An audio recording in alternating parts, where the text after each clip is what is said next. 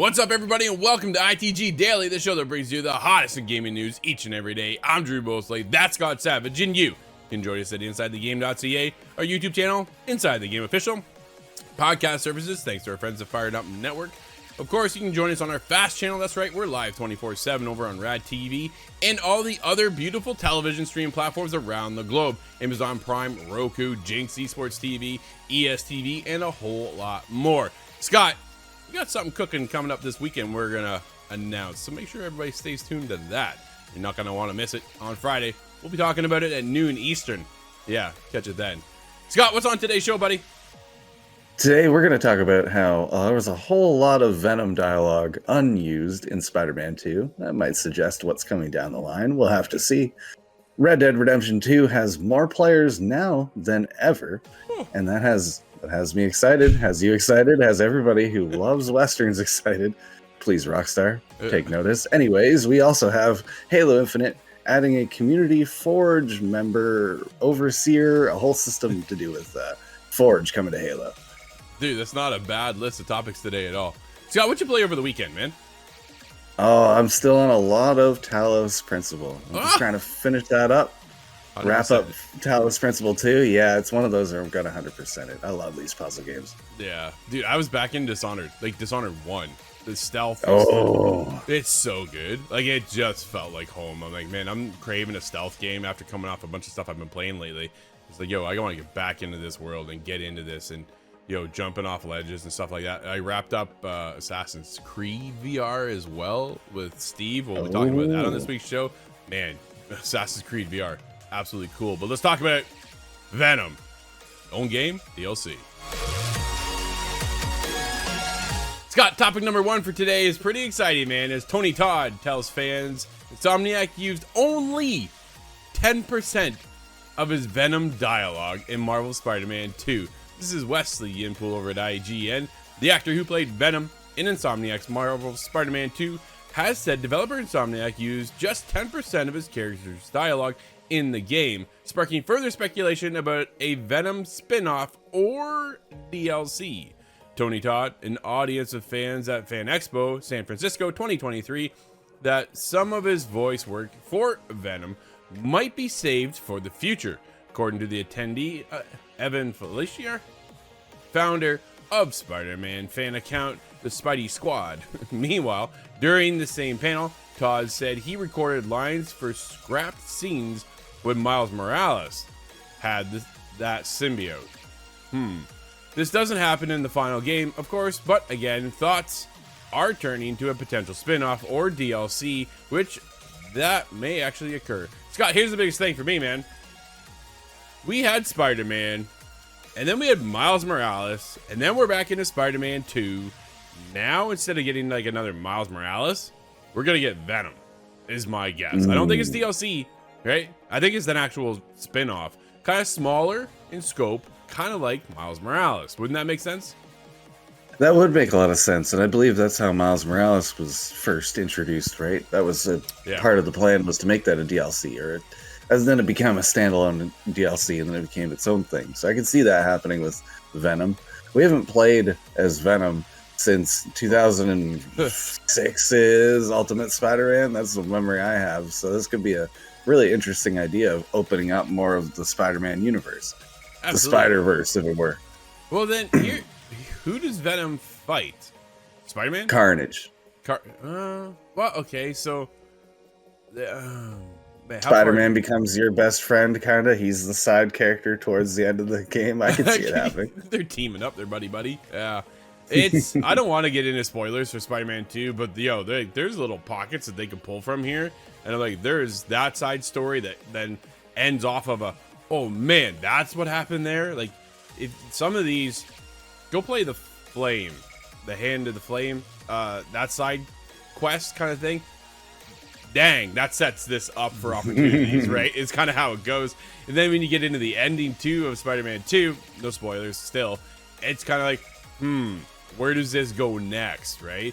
And then that sets up for whatever Spider-Man 3 is going to be, but then there is this opportunity to kind of give Venom its own, like, spotlight, which I think is long overdue at this point, right? We've had Spider-Man, we've had Spider-Man Miles Morales, we have Spider-Man 2. let's take it back a little bit and get into like the villain side of things. It'd be a nice little spin-off, but where do they take that? Because in Spider-Man 2, Venom, like this is kind of Venom's upcoming and how Venom came to be and how Harry took over. That's no spoilers there. I'm just, that is part of the game. People have seen that, I'm sure. So it is one of those things of, where do they take Venom? And then I just go to Eminem song, Venom. I don't know. It's just, man, it's so good. But it's nice to see too that Venom is like not a scrawny. Remember Venom from the movies? Dude, horrible. Yeah, he's a little bit closer to my body type, and I don't make a very strong Venom. No, so Venom is massive in Spider-Man 2, and it'd be fun. I'm curious to see what powers they would bring back, because the ultimate Marvel or Spider-Man from back in the day, he would just straight up eat people for health. Yep. And there's a moment in Spider-Man 2 that I'm like, this could set up for, oh man, just there's so much potential of where Insomniac could take it. The other thing though is, do we get Wolverine first or do we get this Venom spinoff? What are your thoughts, Scott? Oh yeah, Wolverine has been talked about now a little bit. We've known that Wolverine's coming for quite some time. I feel like they almost have to deliver on that before we get into Venom. But if what I'm reading from you is that they've left a lot of the doors open to have a Venom side spin here, and it could very likely happen beforehand. If they've done all this pre-work, these things are planned so far in advance that really the quest being kind of forgiving and open to that possibility in Spider-Man 2, that's the strongest sign for me. So my biggest complaint about Spider-Man 2 was like some of the side content. I'm like, oh man, I gotta go fight these guys, put out another truck on fire, and I gotta go chase a car chase down, right? That was there, and that part was just like, it's filler, but that was there from like previous Miles Morales and then Spider-Man, right? Like the past 2 games was filled already with that stuff. So they had that here for Spider-Man 2, but on top of that, dude, they created these incredible side quests that set up potential of this, of that. When we had Spider-Man, we actually had several pieces of DLC come down the line, and we were able to get into some of these backstories. Like even Tombstone was there. It's like, man, cool.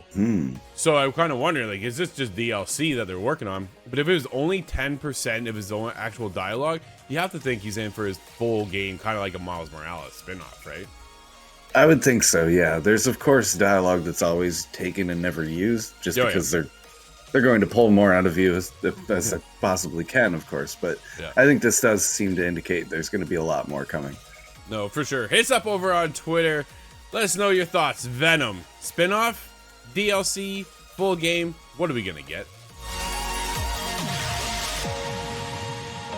Scott, you know how this one has me excited. More people are playing Red Dead Redemption 2 on Steam now than ever before. That's right. Wesley Inpool once again at IGN.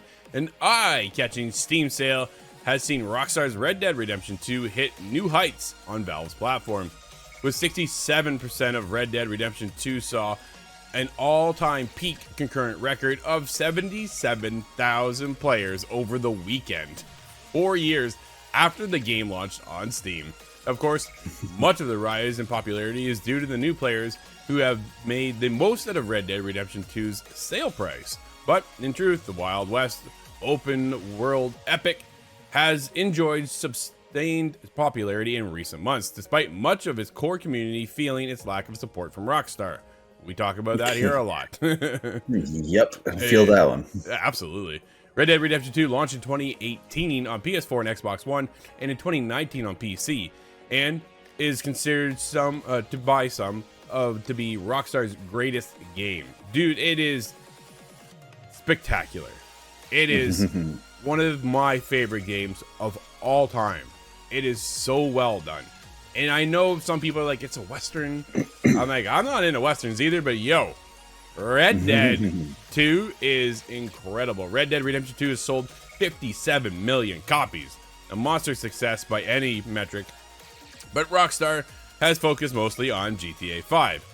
That's because it's a cash cow. GTA Online over the last 5 years as well. Now, with the debut trailer for GTA 6 imminent, Red Dead Redemption 2 feels even further from Rockstar's thoughts. I think that's the most disheartening thing right there, Scott. Dude, it hurts. Like, are they even paying attention over there at Rockstar about Red Dead Redemption or Red Dead Online, anything at all?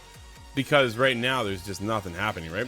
September's explosive Xbox leak sent shockwaves throughout the community after Red Dead Redemption 2 Next Gen update was found listed by a Microsoft executive in a planning email. Oh man! In an email chain between Microsoft executives dated May 2022 was a list of third-party games and marked as potential day and date Game Pass titles. One of the games mentioned was Red Dead Redemption 2 D&D for Gen 9, which Microsoft expected to come out during the second quarter of its 2023 financial year, October to December 2022. Gen 9 refers to the 9th generation of consoles, aka the PlayStation 5 and the Xbox Series X and S. Rockstar is yet to announce the next gen update for Red Dead Redemption 2, despite the many calls from fans.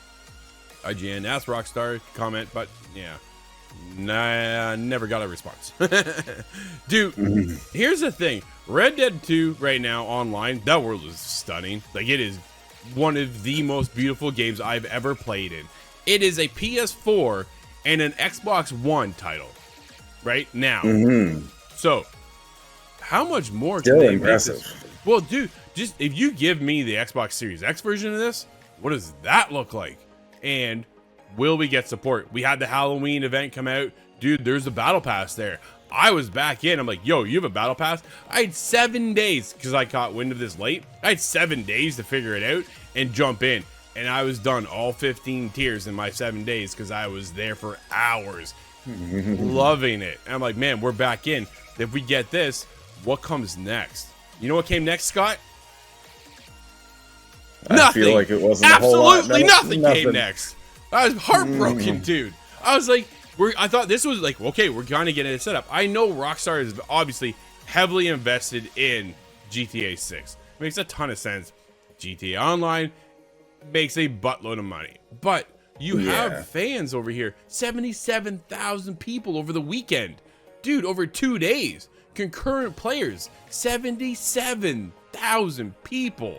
Yo, I will give you money if you just sell me another battle pass. That's all I want. Give me a battle pass. I want to customize my camp. I want to get new bounty hunter levels because that is max. My trader level's max. I do have some of the other ones I still have to go back and do. And that's what I'm working on right now, dude. Daily routine. I get up, make a coffee, jump into the world of Red Dead, get my daily challenge. I'm on day 26. I am 2 days from maxing out, and then from there it rolls over, and I'm gonna start it all over again. But you know what? It'd be even more exciting if I had an actual battle pass to grind out. They did bring a sale over for Thanksgiving, but that is it, man. Like, just hurts. All these sales, all these sales, and these kind of pumped up numbers again. It's obvious that there's a lot of people just waiting for an excuse to jump back in. And I hope Rockstar finally sees the messaging. They see all these articles. Everybody's talking about it. Hey, it's on sale, still selling well. And hopefully that inspires just a little bit of content. Maybe one more season of something. One heist as one last hurrah, and set us up for Red Dead Redemption 3. Move it to online only and make it mission-based through online servers. I have tons of ideas, Rockstar. Please. Hit me up. That's the thing, right? We've all been just asking for so much. At one point, we're supposed to be able to buy properties on Red Dead Online like you can in GTA Online, right? You can go in right now in GTA Online, you buy a house, you buy an apartment, you go in the casino, you buy a penthouse. Dude, it's all there. Some of this was supposed to trickle over into the world of Red Dead, and it just, nothing ever came. They had things. Oh, man. Where are the heists? Could be doing horse race betting and having all sorts of missions associated with that. Cheating, of course, to make your money because you're a swindler. Here's the thing. So I'm also on GTA Online almost on a daily basis because I keep going to the casino and spinning and try to win that car. Really locked into dailies here. I am. Dude, it's got a hook on me right now. So I get in there, and as I hit the casino, all I hear is boom. I walked into the door of the casino. This big boom goes behind me. I come out. My car is gone. Exploded. Just exploded. I'm Hover like, man. bike. Yeah, like I did nothing. I'm rolling in. Here's the difference. I go to Red Dead Online. Dude, nothing. Like, there's people there. Lobbies are full. Lobbies are constantly full. Like, I don't come into a lobby where it's empty. Ever. I'm like, man, this has got to, like, guys, figure this out. Please support us a little bit over here, right? But the community on Red Dead, I think, is a lot more mature. And they are not there to troll. I literally was doing a mission the other day. I was doing, what was like carting over? Some moonshine. And I'm stopped. Because sometimes you get to these checkpoints and you get the guys out there and they're like, oh, pull over. I want to see what you got. And they're like scanning my stuff. I'm in a riverbed. So there's like one way in, one way out. Another crew comes down. Another posse comes down. Dude's got the same thing going on from his moonshine shack as well. And he's with a buddy. I was like, oh no, how's this going to go? Dude, they just waited. They literally just sat, waited. I did my thing. I took off. They did their thing. They left. I'm like, I love this. Like, dude, I was just like, I love it. I absolutely love it. And it's heartbreaking that Rockstar just doesn't support it. And the fans, 77,000 of them over the weekend, are probably looking for the same thing now. That they're just jumping in for the first time to Red Dead story. For Red Dead 2, they have a lot of content to get through. Oh, absolutely. Yeah. I still haven't finished that one off myself. Dude, but pay attention, Rockstar. If you make good on any of these promises you made way long time ago, this will be a cash cow as well. The people are there. We're ready to spend money. Just give us a property to spend it on. Dude, I'm hundreds of hours in, right? And I'm just one of many that are hundreds of hours. Let us know. Hit us up on Twitter. I want to know. Have you played Red Dead Online? Yo, hit me up. I got a posse to roll. Scott, dude, this one's for you. Halo Infinite getting new playlist designer, adding community forges. Anthony Ferretto over at Insider Gaming had this to say. 343 Industries has officially begun searching for a new Halo Infinite multiplayer playlist designer, according to a new Microsoft Careers job post. The new post places a surprising emphasis on community forges. The posting mentions that the designer would be, quote, working directly with forgers, end quote, and that their content could be included in official playlists. Finding and adding more community forge content this way would likely generate more career paths. Creatives who build standout forges will have the unique opportunity to build relationships with existing 343 employees. Scott, you jumping into this? That is the last bit there that you mentioned is wicked cool. I would love to get in and work with anybody involved in level design, any sort of community manager in that. That sounds like a really fun opportunity. And I've loved Halo for a long time. I've got plenty of ideas. Every map swimming through my mind. We were in it last night for hours. Like, we were just sitting there shooting away. Dude, I got some snipes off last night. I was so excited. I don't normally pull it feels off. good. Oh, it feels good again. Yeah, it feels like Halo's back, isn't it? Like, as a result, including standout community forges could help build a new creative foundation for the next generation of Halo games. This also potentially hints at a larger plan to improve general community engagement. That would be a smart move since Halo Infinite had a rocky launch. That's an understatement.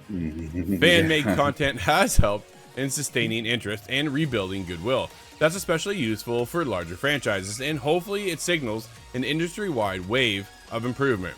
The new Halo Infinite playlist designer will also need to ensure that the content, quote, aligns with scheduled game events, end quote. Adding community forges to broader game events would open up a lot of doors. Dude, that brings everything to a whole other level, right? If you're teaming up, think of it this way. Right now, if you're in the world of Fortnite, and if you're partnering with Epic over there to launch a product, because that's what they do a lot of, like NFL has like a whole stadium area, and so many other people over there, and they're lining up concerts, and they're doing this. Like, we hear Eminem is on the way now, apparently, right? The metaverse is alive over in Fortnite. It definitely is. It definitely is. So if you do this kind of alignment sort of thing with 343 to get ready for these events, not only are you part of the event, but you're getting showcased and highlighted for millions of players who would probably never see your content if you weren't a part of that event, right? Yeah, this is an opportunity for you to really get your stuff out there for people to play and test and then complain about. Don't be afraid, you will get some bad constructive criticism back. Yeah. Yo, that's a inevitability on anything creative you do online. Yeah, that's just it. That's just welcome to the internet, right? Like, everybody, it's easy to hate behind a phone as they sit there and text message you something mean, right? Or behind their computer screen. But it's funny because I'll never forget, it was Colin Moriarty who said this. When he gets like hate messages and things like that, those people would never tell that to his face. right? So keep that Yeah. in the back of your mind. If you were a content creator and you're getting some of these, we've had some wicked comments come in. I'm like, dude, not happening. And we'll just delete it. But at the same time, it's one of those things like, man, like that kind of hurts a little bit too, right? Like that stings. We put our heart and soul into creating this content and our passion of talking about video games. And then for somebody just to rip it apart and be, it's one thing to be critical. It's another thing to be a complete jerk. And there's a lot of jerks out there, right? But that's what Colin's like, yo, they'll never say that directly to your face because they're just a little wuss that's easy to hide behind a screen. I'm like, that's fair. Yeah, it's easy to complain about a lot of stuff, but absolutely, yeah, hopefully there will be a lot of curation happening. This position that is being mentioned is going to have to go through a lot of the kind of trash that people are going to make, and hopefully that'll just kind of drop away all that garbage. We'll get some good content quickly. I think it's cool. I think this is going to keep Halo alive. I'm definitely curious to see what this does for the future of Halo, because it has, like they said, right? A rocky start is an understatement. Like piecemealing the game just didn't work. That isn't what players wanted at all. Now that Forge is out, though, dude, people are building stuff and they're building some fantastic games. People are building a story content because there's now NPCs involved. They're bringing over a battle royale, something that everybody expected 343 to do that we never saw. But there's the actual Forged mode out there, Forged battle royale, where people are jumping in and playing it. I hear it's not perfect, but it's still the closest thing that we've got to a battle royale in Halo. Dude, I can't believe we still don't have that. Yeah, it really was something I thought we were going to see a year ago or more. There was, and then they dropped that last man standing mode, but it was just not the battle royale that I expected. What does this do for the hopes and dreams of your Halo career, Scott? Like, are you going to be, are you looking forward to what comes next? Or are you still in the back of your mind going, man, I don't know if this is going to work? No, I think this is a great idea. I think this is actually one of the final steps they can do to kind of the road to redemption, bring Halo back to where it should have been. Now, I want to see Hang 'em High, and I want to see High Rise. There's still a few levels that do not exist yet. 343 has not brought them yet. Sidewinder. If you played Halo 1, you know all of these, and we want them. Yeah, we're getting some of the older maps coming over, right? So it's nice to see some of them, but they're not all there yet. And if it's anything to do with like the Master Chief collection, dude, I think it's just a matter of time, right? Because like, look at that collection. That collection is incredible. It has everything there. So maybe, just maybe, if they plan to keep Halo Infinite multiplayer going, there's an opportunity to see those maps make it over. Or, Scott, the other question is, are they ready to move on to the next Halo? I think that's another big question, and I've been really wondering, is this going to be Halo 6 that we got next? Or is this going to be Halo Infinite 2? Ooh, yeah, we'll see. Time will tell, that's for sure. Man, it'd be interesting to see right now. It'd be a fly in the wall over a 343 and see what's going on. Absolutely. Yeah. Scott, it's a quiet Monday. What's this one game some of us might play? Yeah, we have Suicide Guy VR on the PlayStation VR 2. Man. Doesn't sound like a happy game. Not at all. You got in brackets, yikes. Like, that just tells you what we're into. And that'll wrap up today's show, everybody. Thank you for hanging out with us. This has been ITG Daily, the show that brings you the hottest in gaming news each and every day. We'll be back again tomorrow. I'm Drew. That's Scott. And we'll see you inside the game.